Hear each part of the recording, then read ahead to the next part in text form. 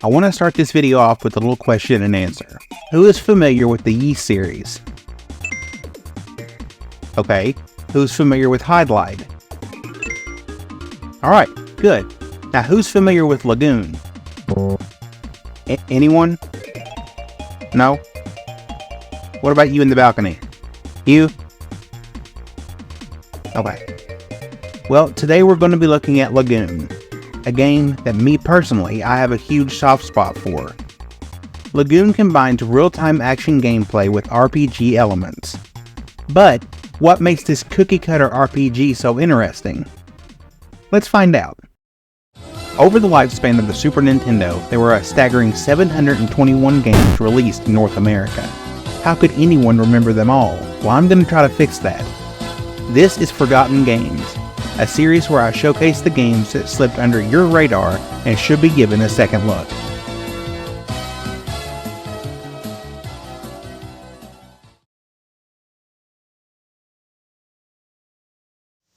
New Life Sharp. 今、黄金のマスクがよみがえる。パーソナルワークステーション X68000。高解像度の自然色。CPU68000 の広大なアドレス空間。さまざまな音をそっくりデジタル記録。黄金のグラフィックスを持ったシャープ X68000。Lagoon was an early Super Nintendo title that originally was developed for the home computer in Japan, the Sharp X68000. With its blazing fast 10 MHz Motorola 68000 CPU, which is where the computer gets its name, 1 MB of RAM, and no hard drive. The X68000 was very similar to arcade system boards of the time in terms of hardware. The X68000 was a game changer in its time. It took inspiration from arcade machines and brought arcade-quality graphics to your home, which was pretty mind-blowing back then. Much of its impressive graphics power came from the custom GPU processors, and they kept improving them with later versions. This made the X68000 a go-to platform for arcade-perfect game conversions, and it even played a crucial role as the development machines for Capcom's CPS arcade system for years.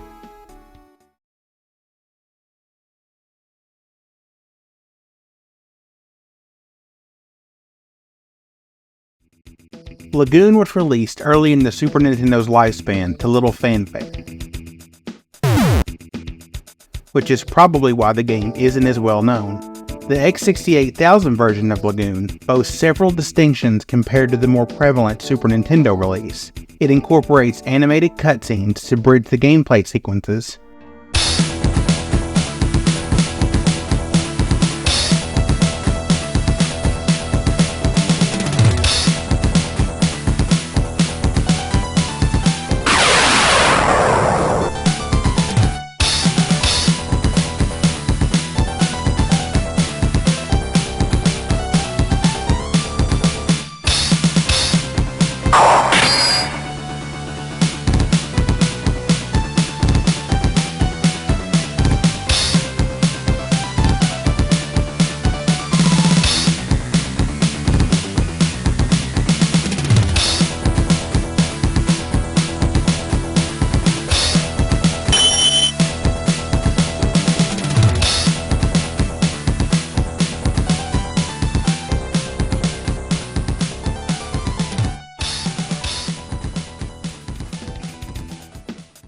The narrative deviates slightly, featuring objectives that do not align with the sequence of events in the Super Nintendo version. For example, Thor, a character you suddenly meet later in the game and helps you on your journey in the SNES version,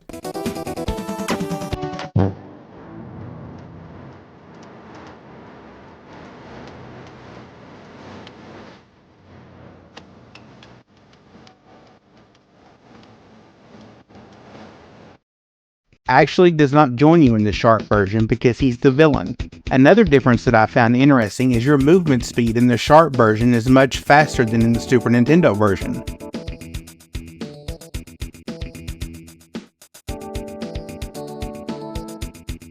And rounding things off, there's a usual list of items like different music and different character and boss designs.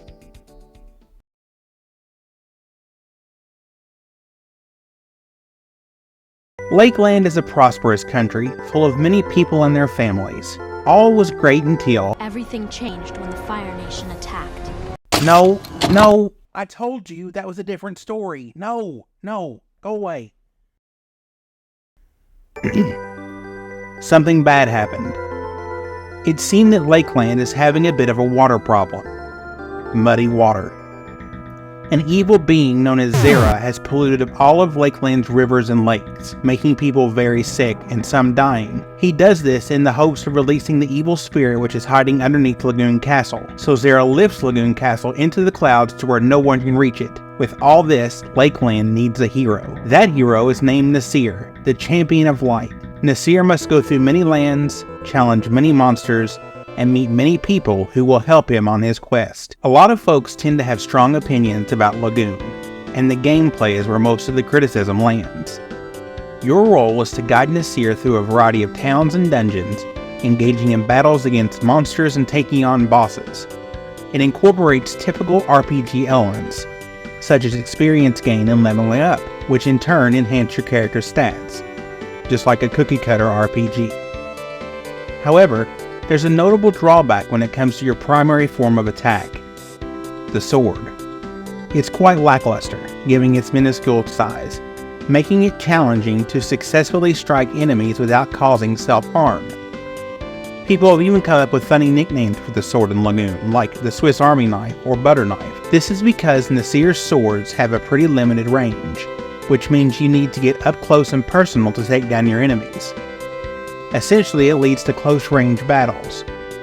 To hit your foes, you'll often need to be extremely close to them, just like you would in the Ys series. Nonetheless, despite this limitation, the game compensates by offering a substantial array of items that significantly improve your character's attributes, making the exploration of dungeons both enjoyable and rewarding.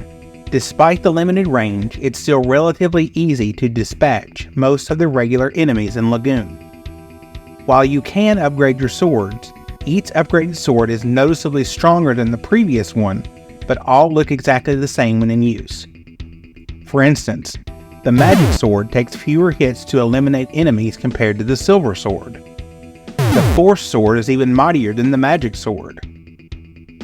Enemies that move faster are dispatched more quickly, and slower ones take a bit longer to defeat. Additionally, using magic is often a faster and more efficient way to deal with foes, but keep in mind that your magic can deplete rapidly. To recharge your health and magic simultaneously, get this, simply stand still. That's it.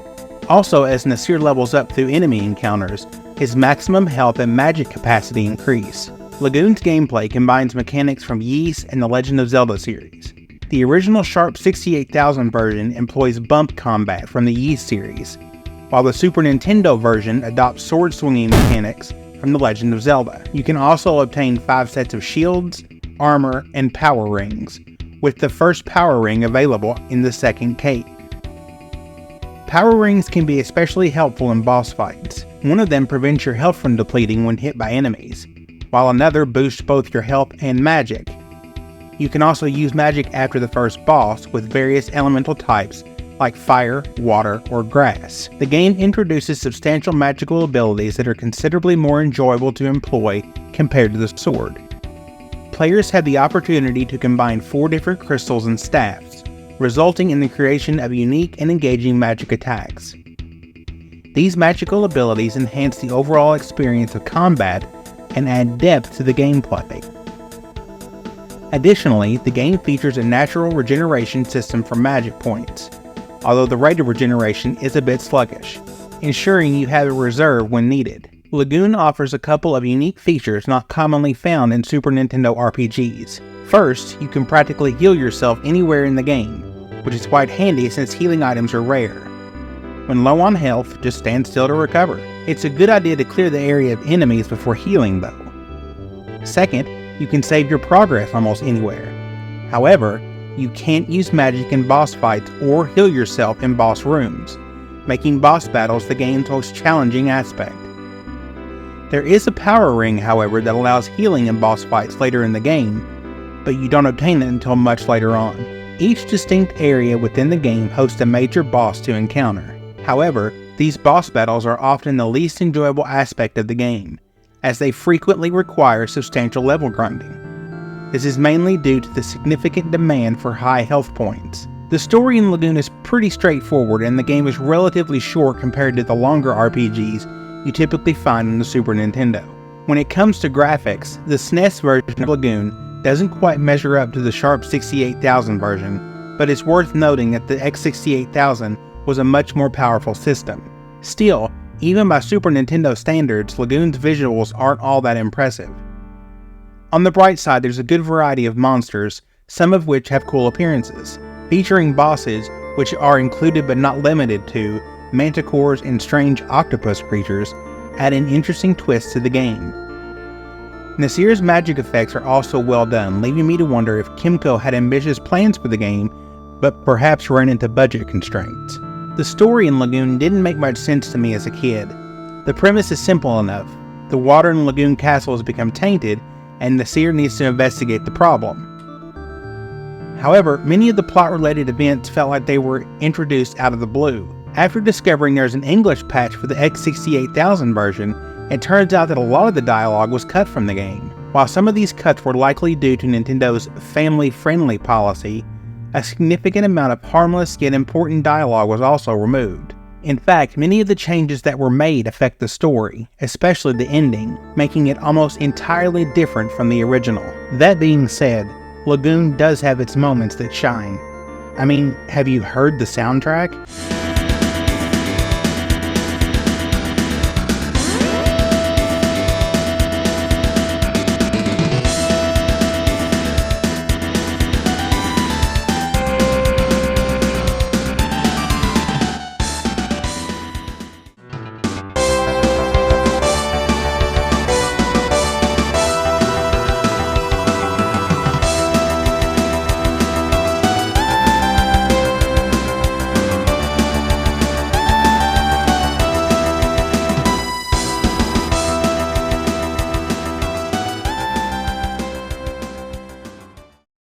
It's moody and awesome. It adds a whole new layer to the game's atmosphere. And the magic system? Now that's something to write home about. It's pretty cool, and it gives you some neat options for dealing with enemies in unique ways.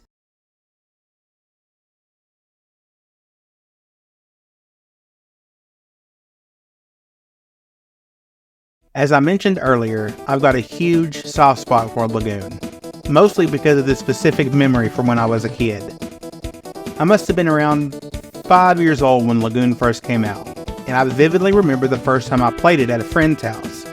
I was having a sleepover, and his mom lent his friend some video games. And looking back at it now, I'm not quite sure why I ended up choosing Lagoon, because I had absolutely no idea what it was about. So anyway, it's getting late, probably well past midnight, and we start playing Lagoon. And I don't know if it's because we were so young, or it was so late at night, but we only made it to the beginning of the first dungeon, or the Gold Cave, before we got seriously spooked. We ended up turning off the Super Nintendo and quickly stashed the game cartridge under the sofa. Looking back at it now, as creepy as I thought it was, the part that got me was the cutscene where you see Giles laying on the ground injured.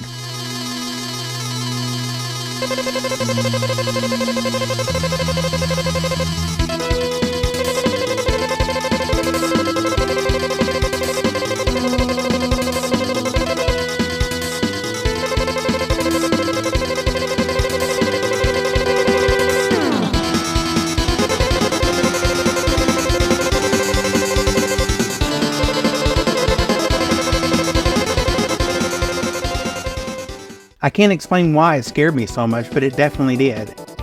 And the funny thing is, I completely forgot about this until now. But back to the matter at hand. Is Lagoon a good game? One thing Kemco nailed in this game was the music, as I mentioned earlier. Nearly every piece of music is excellent, offering a great selection of songs. Although, which is pretty obvious, the Super Nintendo couldn't match the X68000 sound capabilities.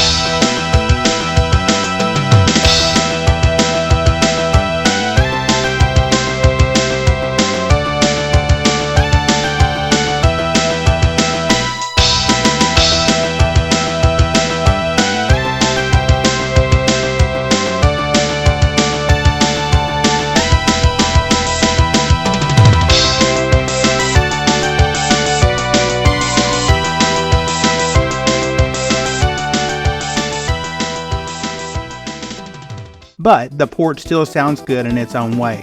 Unfortunately, the same can't be said for the sound effects. They're okay, with some exceptions like the eerie sounds dying bosses make.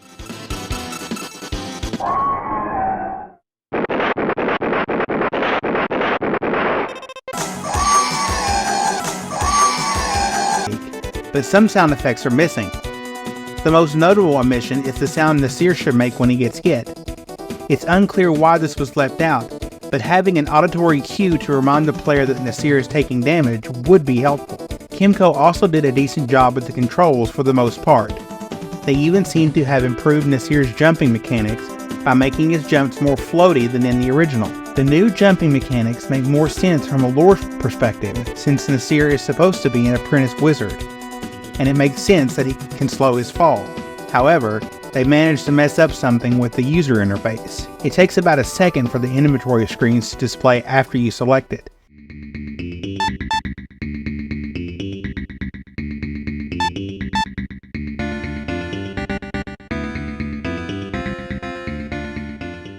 And this can be quite annoying, especially during boss fights when you might want to manage your rings quickly. The delay really disrupts the flow of the game. Yes, Lagoon has its flaws, but I don't think it should get all the hate thrown at it. I can't help thinking that Kemco could have significantly improved it by staying true to the original version. I won't deny that I did enjoy the game to some extent. Exploring the different places Nasir goes and engaging in boss fights was quite entertaining. It also appeared that Kemco took some creative liberties toward the end of the game, which turns out to be a positive move. However, the subpar melee combat, the need for constant backtracking, and the lackluster graphics were enough to detract from the game. To sum it up, Lagoon was quite special when it first came out. But you know what they say, not all things age like fine wine, and this game hasn't exactly aged gracefully.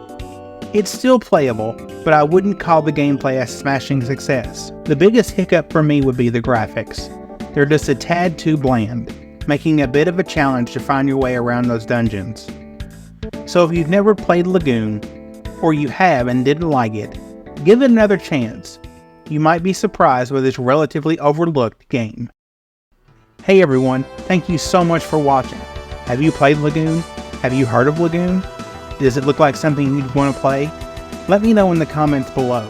I want to try to start doing more long form videos, and I figured this would be a great place to start. I have a bunch more videos planned that are along these same lines, so I hope you'll stay tuned for those. If you liked this video, please drop a like. If you didn't, that other button seems to work pretty well too. And if you're new here, please consider subscribing for a plethora of gaming related content. Thank you all for watching, and I'll see you in the next one.